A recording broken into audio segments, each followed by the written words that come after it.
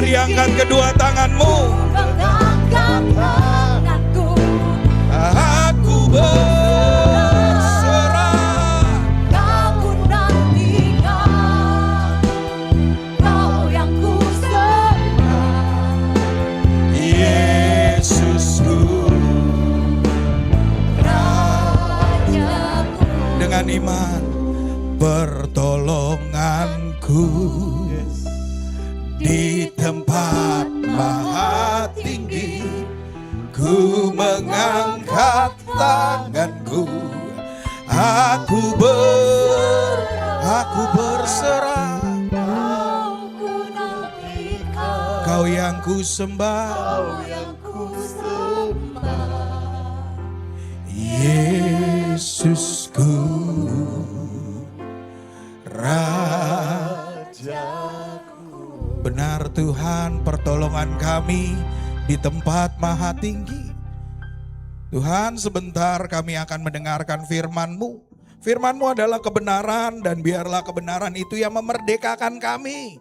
Tuhan, kami tundukkan roh jiwa tubuh kami di bawah kaki Tuhan Yesus Kristus, agar yang nampak bukan kami lagi, tetapi Kristus yang tinggal di dalam kami. Bapa, ini kami, ampuni dosa dan pelanggaran kami, kuduskan kami.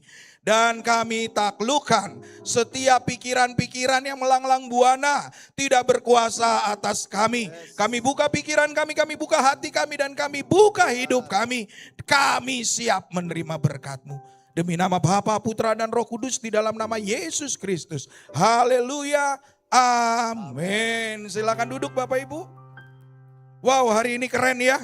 Merah putih, merdeka. Ini pakai beginian lagi. Saya berasa lagi khotbah di anggota DPR loh.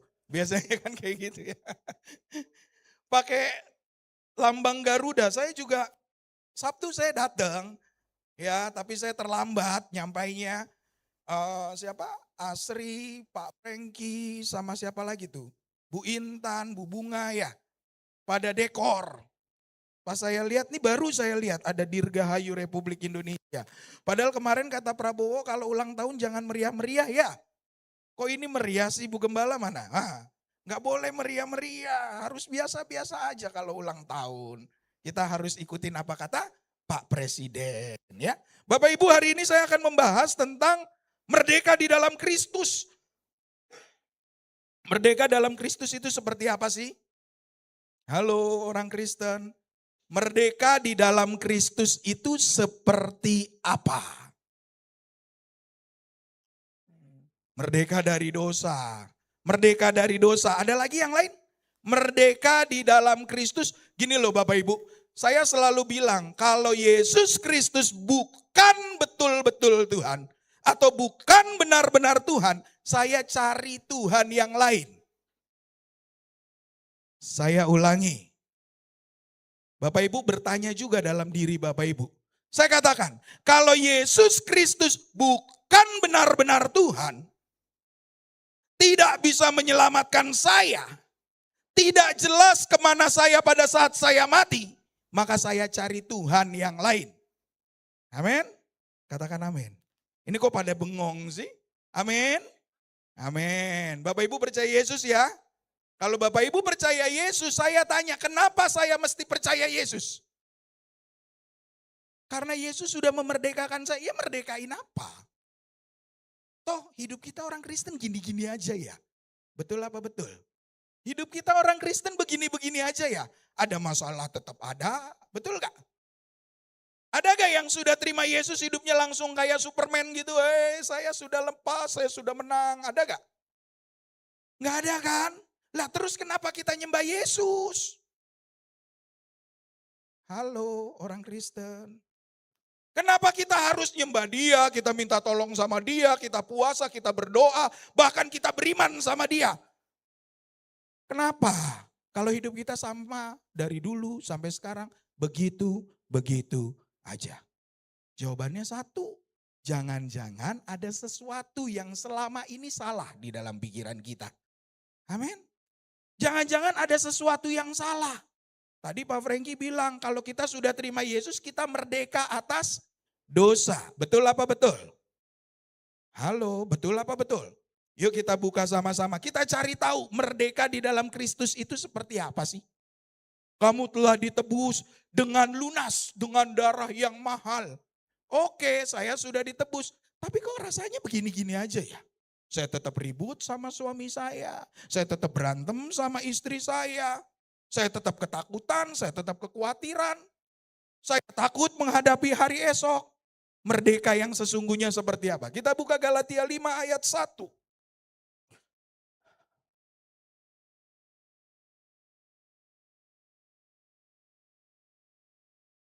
Merdeka di dalam Kristus seperti apa? Yuk kita baca, kita hormati firman Tuhan. Kita bangkit berdiri bersama. Hanya satu ayat. Baca dengan kuat dan lantang. 2, 3. Supaya kita sungguh-sungguh merdeka. Kristus telah memerdekakan kita. Karena itu berdirilah teguh dan jangan mau lagi dikenakan kuk perhambaan. Amin. Silakan duduk Bapak Ibu. Kuk perhambaan apa sih? Ada tuh yang namanya apa? Orang-orang Kristen dibilang, oh ini namanya budak korporat. Pernah dengar gak begitu? Budak korporat. Apakah orang Kristen gak boleh kerja jadi karyawan? Kan kuk perhambaan. Apakah semua orang Kristen harus jadi pengusaha? Halo? Halo Bapak Ibu? Saya ulangi ya. Sering saya dengar kata-kata kamu tuh masih jadi budak korporat. Kan di sini dituliskan Yesus sudah menebus kamu dari kuk perhambaan. Namanya budak korporat, kamu kan kerja untuk bosmu. Apakah orang Kristen harus jadi pengusaha semua? Halo orang Kristen, jawab aja Bapak Ibu, gak salah kok, gak dosa. Gak dicatat kok sama malaikat mungkar sama nangkir. Kalau di saudara kita ada, kalau di kita gak ada. Ya Bapak Ibu yang terkasih, salah gak kita kerja jadi karyawan? Katanya sudah ditebus dari kuk perhambaan. Gak salah Bapak Ibu. Kuk perhambaan di sini adalah dosa.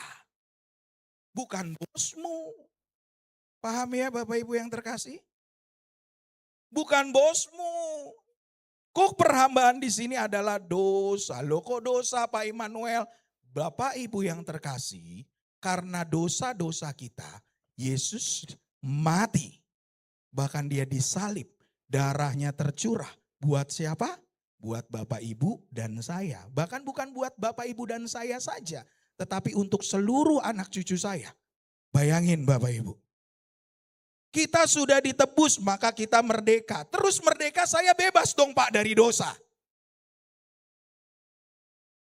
Halo, betul apa enggak? Yuk fokus dulu, fokus. Takutnya nanti malah pada bingung nih. Pada saat Yesus mati, di sini dituliskan saya sudah bebas dari kuk perhambaan. Pastor bilang tadi, kuk perhambaan itu adalah dosa. Berarti pada saat Yesus mati, kita terima Yesus, kita bebas dong dari dosa. Kan itu merdeka. Tulisannya kan begitu ya. Betul gak?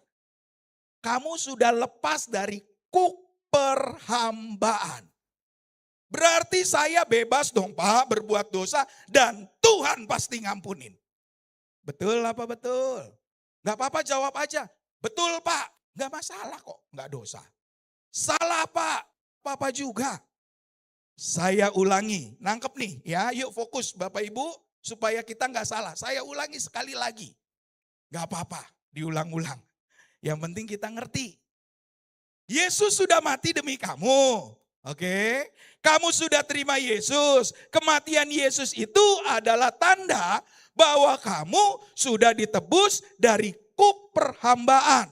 Kuk perhambaan itu adalah dosa. Kalau kamu sudah ditebus, kamu sudah merdeka, berarti kamu bebas dong ngelakuin dosa dan Tuhan pasti ampuni. Betul apa betul? Kok enggak? Biar kita ngerti esensi merdeka itu apa. Kenapa enggak? Halo, kenapa enggak? Kan kita sudah merdeka. Kita sudah terima Yesus, maka kita merdeka dari dosa.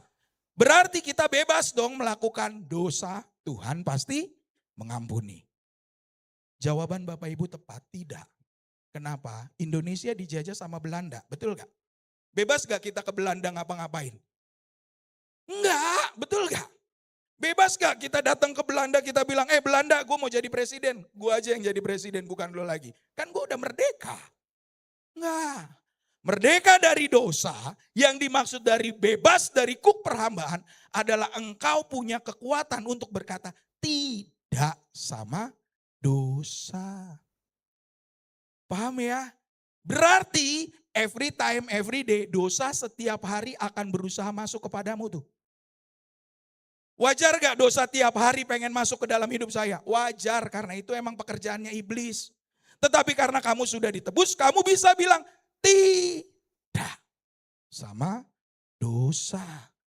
Tadi saya jalan ke sini. Saya disalib sama orang Bapak Ibu. Mobilnya, bukan mobil lagi yang nyalip saya, tapi truk. Saya kaget, saya banting ke kiri. Hati saya tuh pengen marah, pengen ngamuk. Gini-gini saya pernah ikut One Pride loh Bapak Ibu, MMA loh. Biar kata gemuk-gemuk begini, meeting-meeting dikit saya ngerti lah, saya mikir gitu. Saya mau kejar, saya mau salib, saya mau tikung. Dalam hati saya, biasa yang supirin kontainer tuh Bapak Ibu yang terkasih, itu badannya kecil-kecil, kurus-kurus kalau di daerah Priuk tuh, daerah tempat saya. Ya betul gak? Anak-anak baru gede. Jadi naik kontainernya ugal-ugalan. Dan di daerah saya itu paling sering kontainer terbalik. Karena yang nyetir anak-anak kecil. Umur-umur 17 sudah dapat KTP sama SIM. Bisa saya salib, bisa saya piting, bisa saya kasih patah sedikit kakinya biar dia bertobat. Karena buat saya mungkin saya berpikir daripada Tuhan lama, mending saya sendirilah yang kasih patah, ya kan? Biar dia ingat akan dosa dan pelanggaran dia. Tapi dengar baik Bapak Ibu, saya katakan tidak untuk dosa. Saya lebih memilih untuk apa? Untuk merdeka di dalam Kristus. Pada saat saya katakan tidak untuk dosa, saya percaya Bapak Ibu yang terkasih, berkat tercurah untuk saya. Karena dengar baik, saat kamu jatuh di dalam dosa, saya selalu bilang, botol aqua, analogi saya, kalau botol ini kotor, maka tidak akan pernah diproduksi oleh aqua. Betul apa betul? Tidak akan diisi oleh air yang bersih. Dan tidak akan diperdagangkan untuk orang banyak. Analogi botol aqua ini sama kayak kita. Kalau engkau masih suka melakukan dosa dan tidak pernah berkata tidak untuk dosa, dengar baik, maka sampai kapanpun engkau tidak akan berkenan di hadapan Allah, bahkan bukan di hadapan Allah saja, di hadapan manusia pun engkau tidak akan pernah berkenan. Botol aqua ini kalau tidak bersih dijual ke publik, maka publik akan bilang, aqua botolnya kotor. Betul gak? Maka mulai hari ini, karena kita sudah sadar Yesus memerdekakan kita. Yesus mati untuk kita. Dengar baik, engkau harus berani berkata, tidak untuk dosa. Bukan untuk saya, tetapi untuk keuntunganmu. Loh kok keuntungan saya Pak? Ya, karena pada saat engkau berani berkata tidak untuk dosa, dengar baik. Maka hari itu juga berkat Tuhan turun atasmu. Yang menjadi penghalang engkau akan doa-doamu agar tidak yang menjadi penghalang doa-doamu tidak dijawab apa? Dosa-dosamu. Kenapa dosa bisa masuk ke dalam diri kita? Karena kita tidak berani berkata tidak. Suatu saat saya pelayanan keluar kota Bapak Ibu. Saya ketemu sama salah satu pengusaha, dia pengusaha agak luar biasa. Luar biasanya ekstrim ya. Dia biasa menjamu klien-kliennya itu di tempat-tempat yang luar biasa. Diskotik lah kita katakan begitu ya. Saya datang ke sana, saya melayani. Saya tidak bersama istri saya. Saya diajak untuk pastor, kita karaokean yuk. Boleh gak? Boleh gak Bapak Ibu karaokean? Boleh, gak salah. Ayo boleh karaokean. Setelah karaokean gak lama ada, itu yang buat iniin lagu apa namanya ya? Yang buat ganti-ganti lagu itu perempuan itu namanya apa ya? Joki, emang 3 in 1? Ladies, ladies. Datang ladies yang pakaiannya segini Bapak Ibu. Dia ambil apa? Ambil apa tuh? Ambil remote-nya, sengaja madepnya ke kepala saya. Bayangin Bapak Ibu. Pelayanan jauh dari istri di luar kota. Ngelihat model begini. Bapak yang di samping saya yang saya layani, dia bilang begini. Nikmatin aja pastor, Tuhan kita maha pengampun. Kurang ajar gak? Bapak Ibu dengar baik. Saya cuman senyum. Selang 5 menit saya bilang, Pak maaf istri saya nelpon. Karena saya langsung keluarin handphone saya WA istri saya. Telepon saya sekarang juga. Karena buat saya yang bisa menyelamatkan saya setelah Tuhan di saat saya kena dicobai oleh dosa itu yaitu istri saya. Dia telepon, kenapa Pak? Gila, saya diajak ke tempat karaokean, gak taunya isinya LC. Bapak Ibu yang terkasih, pikiran buruk dosa mulai masuk ke dalam pikiran saya. Apa itu? Immanuel, bisa kali nanti kamu pulang sama tuh bapak kamu balik lagi. Bisa gak Bapak Ibu? Bisa. Najis itu. Kalau kamu melakukan itu, dengar baik. Kutuk perjinahan lagi sedang mengintimidasimu. Dan sedang menargetkanmu. Saat kamu jatuh di situ, Bapak Ibu dengar baik. Dampaknya adalah ke seluruh keturunanmu. Hati-hati loh. Perhatikan. Orang tua pada saat melakukan apapun, pasti anaknya kena dampak. Makanya orang dunia bilang buah jatuh gak jauh dari pohonnya. Waspada ini Bapak Ibu. Karena kebodohan kita tidak bisa berkata tidak sama dosa. Karena kita gak sadar kalau Yesus sudah menebus kita, maka kita nyaman sama dosa. Berarti fungsi Yesus mati dan memerdekakan kita. Yang pertama, kita merdeka dari dosa. Amin. Colek kiri kanannya, katakan, saya sudah bebas dari dosa.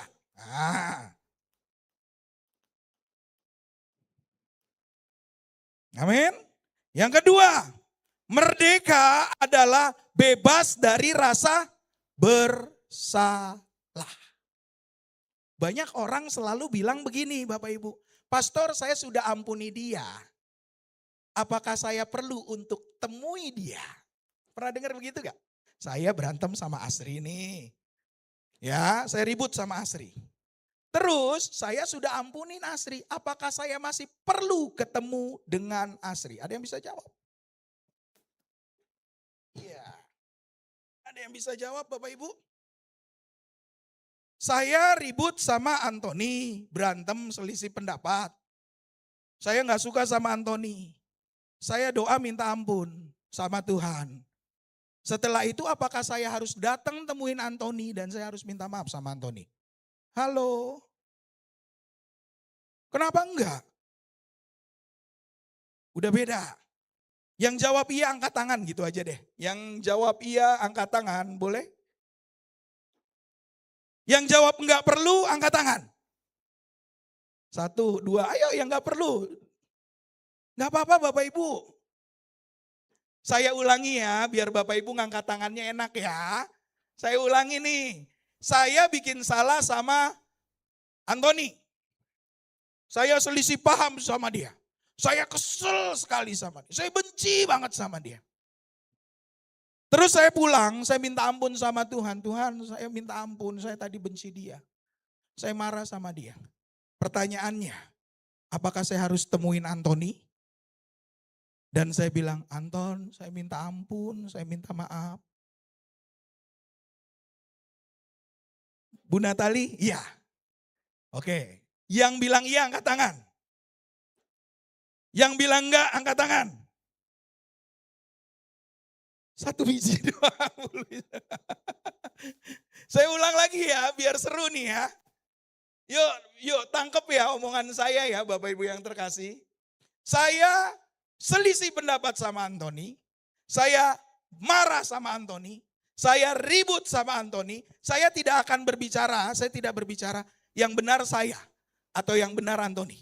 Tetapi ada crash antara saya dan Antoni. Oke. Lalu saya pulang ke rumah. Saya doa sama Tuhan. Saya minta ampun sama Tuhan. Saya nangis di kaki Tuhan. Apakah besoknya saya harus temuin Antoni dan minta ampun sama Antoni? Yang bilang iya, angkat tangan. Yang bilang enggak, angkat tangan. 1, 2, 3, 4, 5. Wah seru nih. Oke saya tanya. Yang pertama siapa ya? Pak Jemi aja. Pak Jemi, kenapa saya harus minta ampun sama Tuhan dan saya harus datang ke Pak Antoni? Silakan Pak Jemi.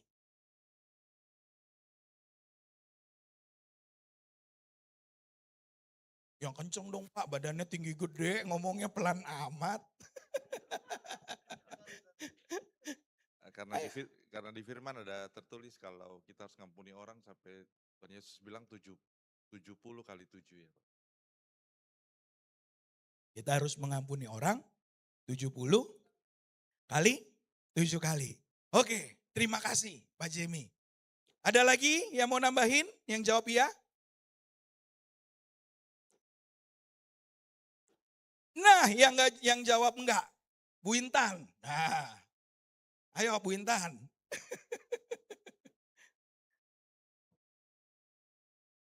Kenapa jawab enggak? Karena kan tadi perasaan marah hanya pribadinya dia. Hmm, Jadi dia minta ampun ke Tuhan, tapi kan dia nggak secara langsung marah. Pak Gembala nggak secara langsung marah ke marah Bu. iya. Saya marah sama Antoni. Marah sama Antoni juga marah sama saya. Terus saya Jadi dia pulang. berantem. Iya berantem. Terus saya pulang, saya minta ampun sama Tuhan. Ya, setelah saya minta ampun sama Tuhan, saya perlu gak saya balik lagi? Balik lagi untuk Anton, saya minta ampun ya sama kamu. Ayo. Oh tadi saya pikir tadi membenci, ternyata marah berantem memang. Marah. Memang adu debat. Adu debat, betul. Ayo, jadi mau diralat gak? Gak apa-apa 17 Agustus nih eventnya kita ketawa-tawa ya. Merdeka. Gimana? Harus datang. Tika coba jawab. Kalau iman itu tidak hanya sekedar percaya, tetapi harus disertai dengan perbuatan. Ketika kita minta ampun kepada Tuhan, otomatis kita kan juga harus pemberesan kepada seseorang itu. Jadi kita harus datang kepadanya dan membereskan segala sesuatunya. Karena kan kalau kita hanya minta maaf kepada Tuhan, tetapi kita tidak pemberesan kepada seseorang itu, tanpa sengaja kita kan meninggalkan luka di dalam hati itu. Wah. Gitu loh. Kita beri tepuk tangan. Calon ini. Terima kasih hambanya. Oke. Pada saat kita ribut sama seseorang, pada saat kita berantem sama seseorang, dengar baik. Ribut dan berantem ya. Ribut berantem berbeda sama orang kecewa. Tangkap ini dulu. Kalau saya kecewa sama, contoh ya, saya kecewa misalnya sama almarhum papa saya. Oke, saya kecewa sama dia. Dia tahu gak saya kecewa sama dia? Gak tahu. Saya kecewa nih sama Bu Luis. Bu Luis tahu gak saya kecewa sama Bu Luis? Gak tahu. Bu Luis tetap baik loh sama saya, betul gak? Berarti yang harus dibereskan siapa? Saya. Tapi kalau saya berantem sama Antoni, berantem, dengar baik, berantem identik apa? Dia tahu. Dia kecewa gak sama saya? Kecewa. Saya kecewa gak sama dia? Kecewa. Dua-dua kecewa gak? Dua-dua kecewa. Dia tahu saya marah sama dia. Saya pun tahu saya marah sama dia. Dengar baik. Yang pertama, saya datang ke Tuhan minta ampun, itu tepat. Itu sangat tepat. Karena dosa itu urusan saya sama Tuhan. Oke. Tapi, ada tapinya.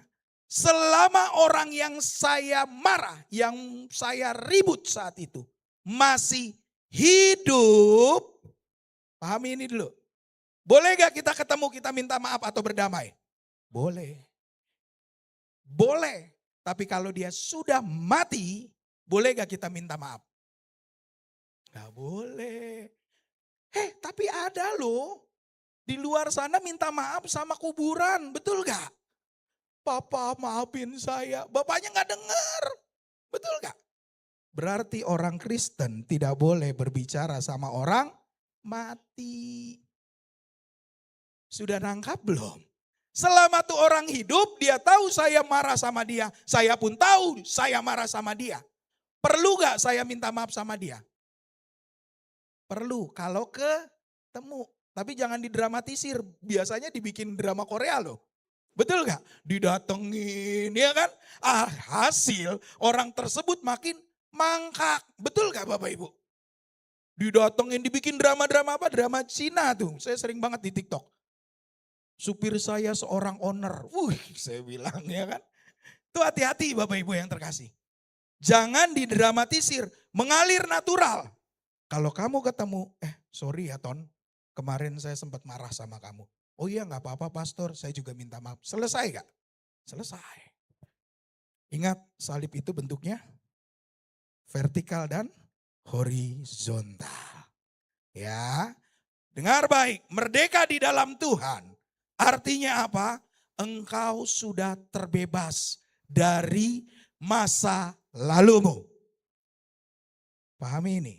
Kalau merdeka di dalam Kristus membuat kita teringat sama masa lalu, itu namanya belum merdeka.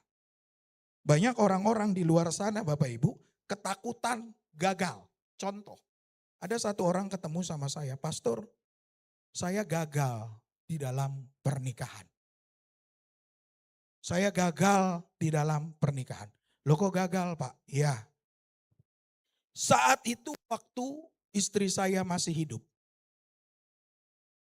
Istri saya selalu terima pukulan dari saya pada saat saya tidak punya uang. Orang kalau nggak punya uang stresnya tingkat dewa loh Bapak Ibu. Tingkat dewa ya, bukan tingkat Tuhan ya. Masih dewa ya. Tingkat dewa stresnya. Dia nangis sampai akhirnya istrinya meninggal. Terus dia menutup diri, dia depresi. Bahkan Bapak Ibu dia hampir jadi homo. Bayangin, hampir jadi homo. Saya tanya sama dia, loh kan kamu yang pukulin istrimu. Kok kamu yang mau jadi homo? Aneh ya? Kelihatannya aneh loh. Tapi menurut saya nggak aneh. Kenapa nggak aneh? Itu kan udah celah tuh. Jadi kalau di dalam pelayanan pelepasan, kita ada struktur Bapak Ibu, tabulasinya. Dosa perzinahan biasanya membuat orang seperti A, seperti B, seperti C. Itu ada tuh turunan-turunan dosa. Ya. Jadi orang-orang yang melakukan hal tersebut, dia kecewa sama istrinya, dia pukulin istrinya. Akhirnya apa? Dia nggak percaya sama wanita dan dia hampir jadi homo. Otaknya selalu apa? Saya gagal, saya gagal, saya gagal, saya gagal. Orangnya ganteng, tinggi, gede. Tapi dengar baik Bapak Ibu, saat saya layani berhenti Pak, Bapak sudah merdeka, jangan ingat lagi masa lalu. Berhenti dari masa lalumu, tatap Yesus. Tatap Yesus, karena di dalam Yesus tidak pernah ada masa lalu. Ingat ucapan saya, dalam iblis selalu ada masa lalu. Yesus gak pernah berbicara dulu, dan dulu. Yesus selalu berbicara masa depan yang gilang gemilang.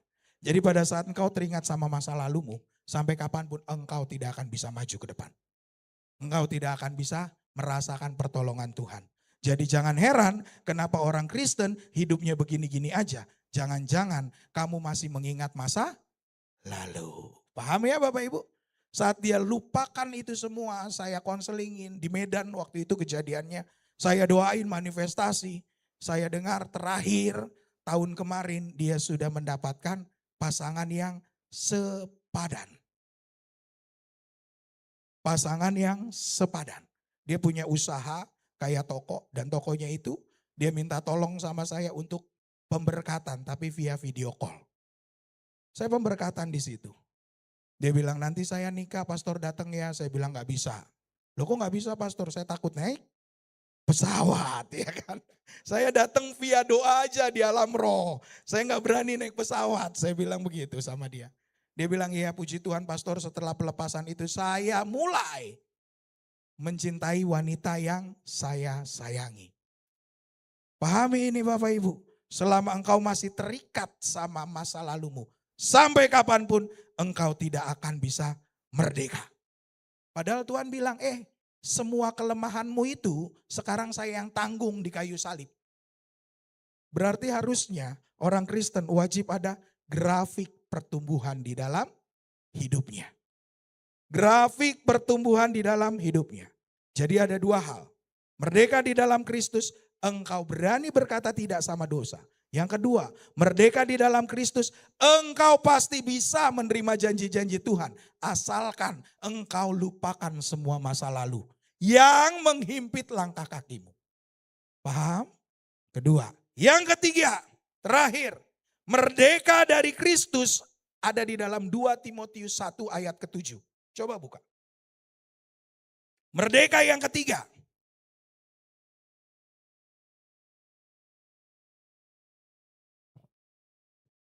2 Timotius 1 ayat 7. Baca dengan keras, 2, 3. Sebab Allah memberikan kepada kita bukan roh ketakutan, melainkan roh yang membangkitkan kekuatan, kasih dan ulangi sekali lagi, 2, 3. Sebab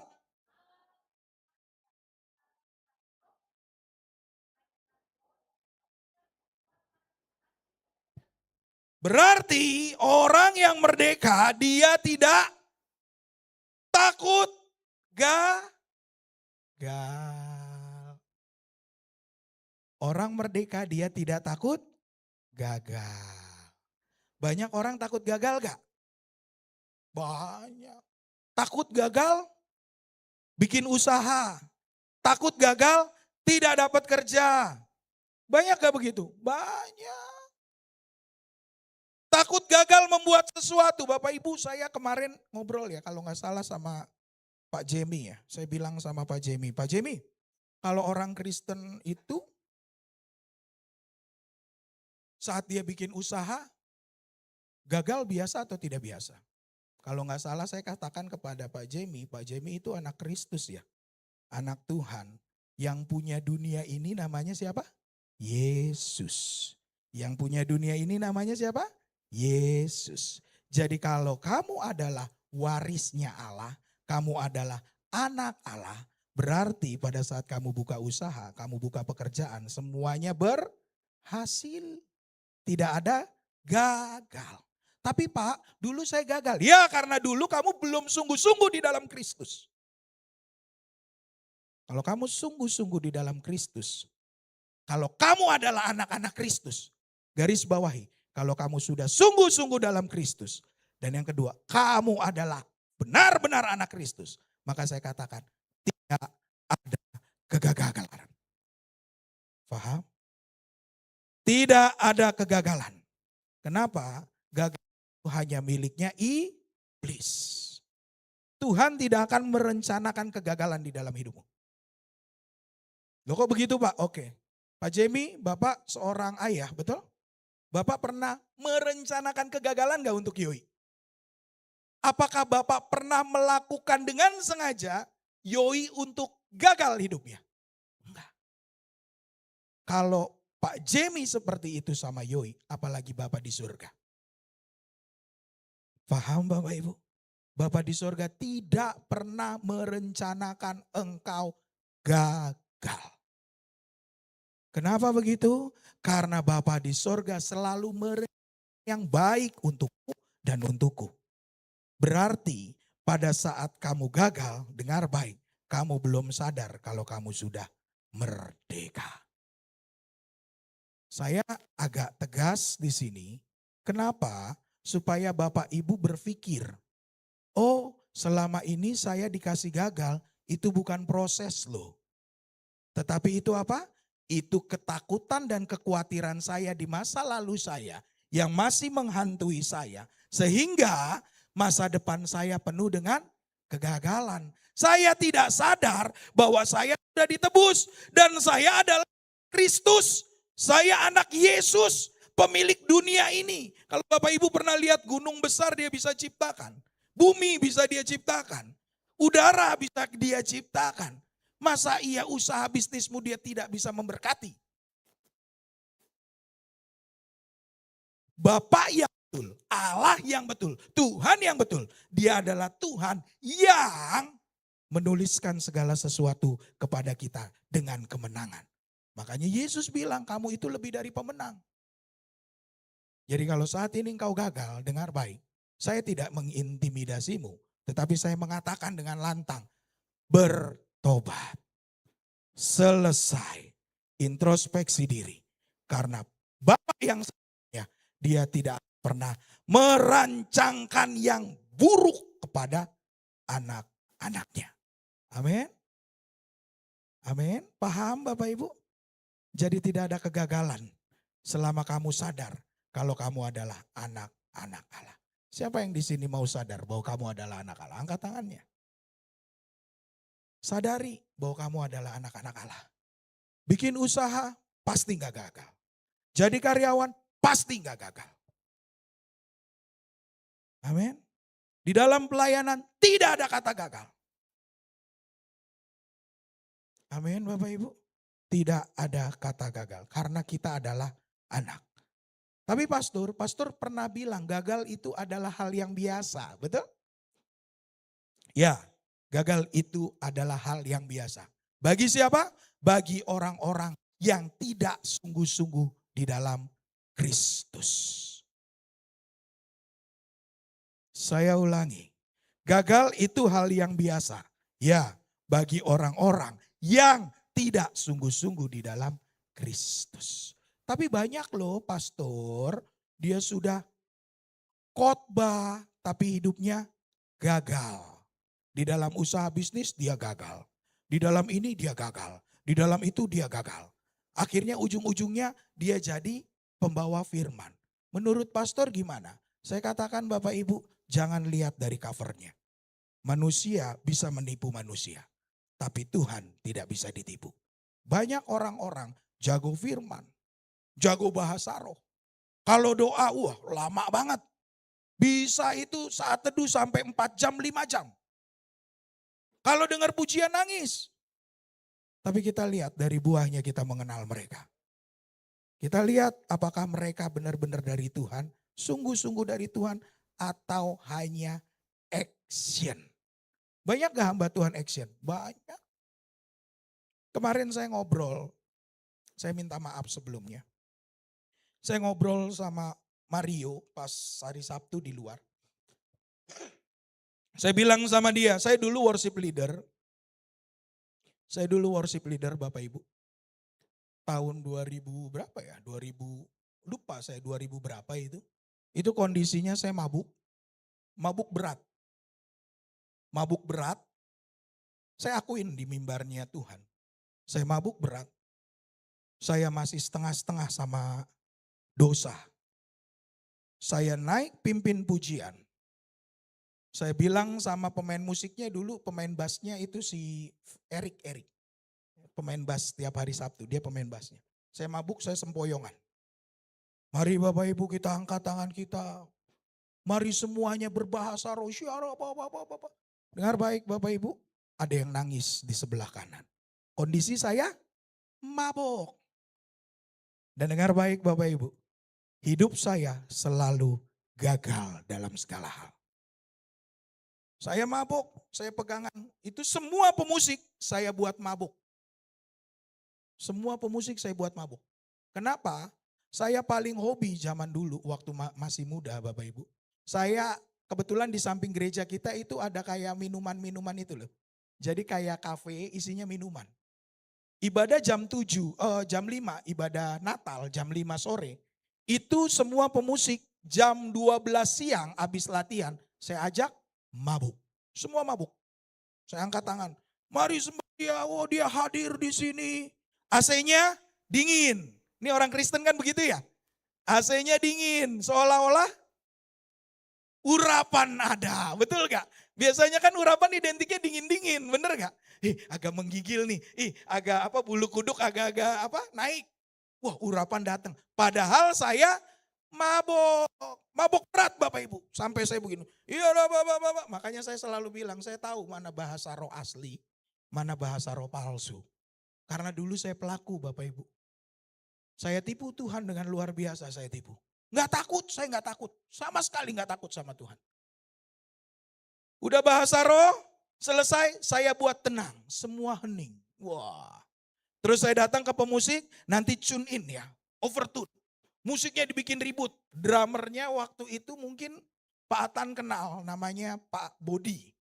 Ya, drummernya si Bodi. Belum ada suaminya Tika. Dia main musiknya dibikin, disiram terus tuh yang namanya crash, simbal crash, Pak Jemi tahu ya.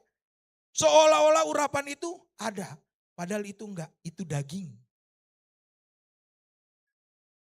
Garis bawahi, saya tidak takut Tuhan, saya naik ke mimbar dengan kondisi mabuk, tetapi di hadapan jemaat, saya ini rohani sekali. Betul gak? Saya rohani sekali. PDP loh waktu itu Bapak Ibu. Pendeta Pratama. Segitu jahatnya saya. Saya tipu semua jemaat. Nangis semuanya nangis. Urapan dahsyat. Saya paling seneng deh. Kalau Immanuel yang pimpin pujian. Kayaknya hadirat Tuhan tuh dapat banget. Padahal di luar sana Bapak Ibu. Saya pakai ganja. PDP.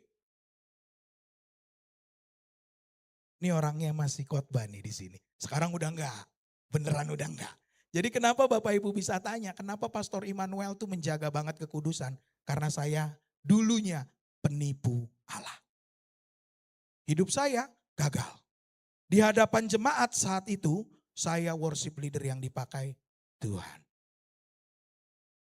Di hadapan jemaat, seolah-olah jam doa saya tinggi. Padahal itu semua cuma tipuan, action dan acting. Urapan bisa kita setel. Musik dibikin keras, AC dibikin dingin, urapan seolah-olah hadir. Padahal urapannya tidak ada. Itu sirkus. Paham Bapak Ibu? Hati-hati. Saya kasih tahu ini supaya Bapak Ibu tahu. Kalau mau cari hamba Tuhan, lihat dulu buahnya. Jangan sampai kalian kena tipu. Saya ulang lagi. Mau cari hamba Tuhan, lihat buahnya. Jangan sampai kena tipu. Karena di luar sana banyak yang seperti itu. Dan dengar baik. Maka banyak hamba-hamba Tuhan yang seperti itu. Hidupnya gagal. Orang Kristen, kalau kamu gagal, berarti kamu tidak sadar bahwa kamu sudah dimerdekakan sama Tuhan. Jangan tipu Tuhan. Bukan hitungannya kamu bisa bahasa roh. Kamu dekat sama Tuhan. Bukan hitungannya, bukan itu. Kamu bisa khotbah. Bukan tolak ukurnya itu. Adik saya Prima. Dia melayani OHP zaman dulu Bapak Ibu. Dia diem aja orangnya. Dia hidupnya benar melulu. Ngerokok gak pernah, mabuk apalagi.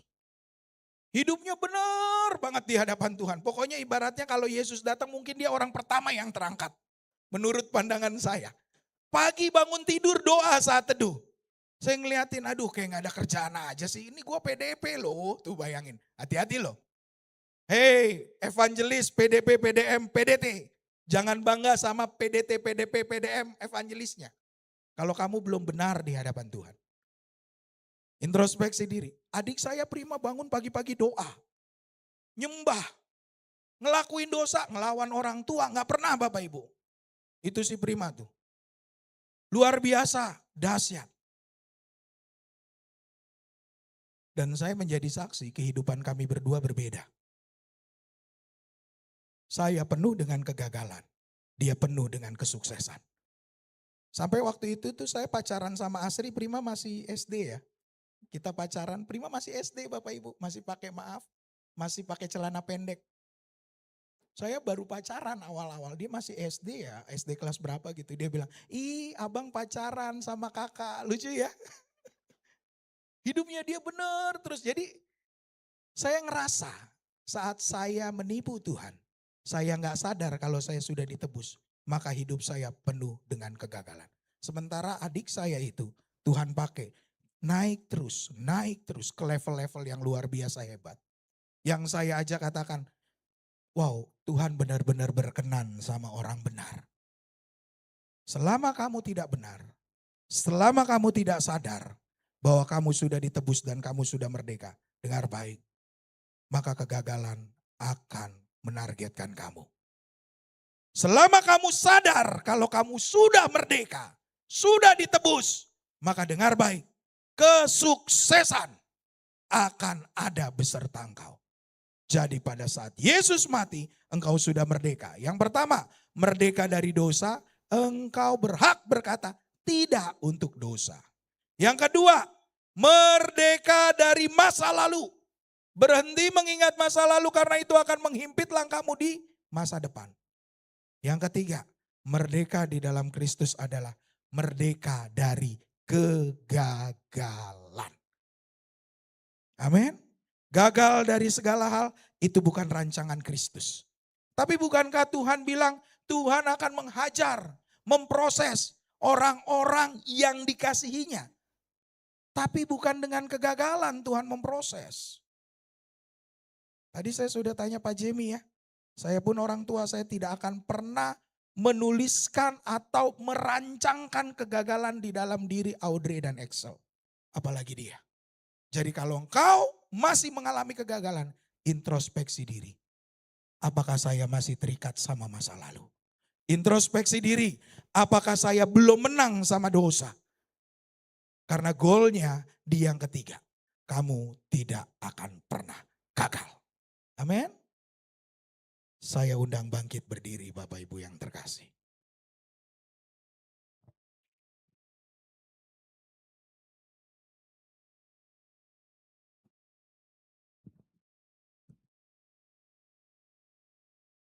Tundukkan kepalamu. Terima kasih Tuhan. Untuk semua kebaikan-Mu dalam hidup kami. Terima kasih untuk penyertaan-Mu. Terima kasih atas pertolongan-Mu. Ajar kami mengerti Tuhan bahwa kami sudah merdeka. Kami sudah ditebus. Dan kemerdekaan dari-Mu yang membuat kami sampai detik ini beriman kepadamu. Tuhan terima kasih untuk segalanya. Ini kami Tuhan. Ini kami. Jangan tinggalkan kami, jangan lepaskan kami. Selidiki aku, lihat hatiku. Apakah ku sungguh mengasihimu, Yesus, Kau yang Maha Tahu dan menilai hidupku. Tak ada yang tersembunyi bagiku. Selidiki aku, amin. Lihat hatiku. Apakah ku sungguh mengasihimu, Yesus, Kau yang Maha Tahu dan menilai hidupku. Tak ada yang tersembunyi bagiku. Katakan telah kulihat, telah kulihat kebaikan-Mu yang tak pernah habis di hidupku. Ku berjuang sampai akhirnya Kau dapati aku tetap setia. Bapak terima kasih, hamba selesai berkata-kata. Biarlah setiap firman yang ditabur menjadi kekuatan buat kami. Dan kami menang dalam segala hal bersama Kristus. Di dalam Kristus tidak ada kegagalan. Karena kami sudah ditebus dan kami sudah merdeka. Bapak terima kasih. Ajar kami lebih lagi dekat denganmu. Ajar kami punya waktu lebih lagi untuk mengenal Engkau lebih dari apapun. Di dalam nama Yesus Kristus kami sudah berdoa. Haleluya. Amin. Silakan duduk Bapak Ibu yang terkasih.